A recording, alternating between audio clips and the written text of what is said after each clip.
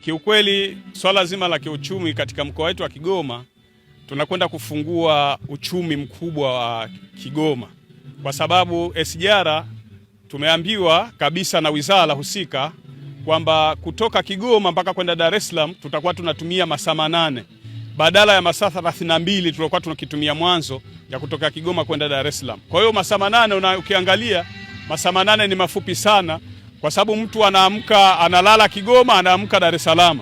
Kwa maana kwamba anaweza kuchukua mzigo wake Dar es Salaam, ama akachukua mzigo wake Kigoma akaupeleka Dar es Salaam, ama akachukua mzigo Dar es Salaam akaleta Kigoma kwa muda mfupi kabisa. Kwa hiyo ni jinsi gani kwamba SGR itakwenda kupanua wigo wa biashara na fursa zitakuwa nyingi katika kwa wananchi.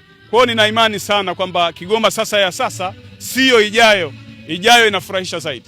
Jambo hili kwetu sisi wana Kigoma ni jambo kubwa sana, kwa sababu kwanza kabisa hii sasa inakwenda kurahisisha usafirishaji wa bidhaa, lakini na wanadamu.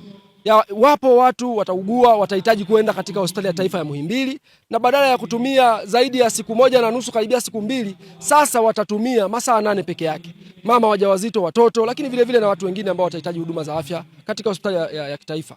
Lakini vile tunazo bidhaa nyingi katika mkoa wa Kigoma zinazalishwa hapa. Ukiangalia kwa mfano, sisi katika wilaya ya Kakonko tunalo zao la muhogo ambalo kwa muda mrefu limekuwa likiyumba kwa bei. Na sababu kubwa, wanunuzi wanasema wanatumia gharama kubwa kusafirisha kwenda kwenye maeneo yanayohitajika kwa sababu ya gharama za usafiri. Leo tunashuhudia sasa reli hii ikijengwa, na tunaamini ikikamilika sasa itafanya bidhaa zetu kama vile zao la muhogo katika wilaya ya Kakonko kuongezeka bei, kwa sababu gharama ya usafirishaji kuelekea maeneo mengine itakuwa imepunguzwa kutoka Kigoma kwenda Dar es Salaam, ambapo mizigo ikifika Dar es Salaam itaingia kwenye meli na kwenda katika nchi zingine. Lakini vile tunafuraha sana wana Kigoma MV Liemba.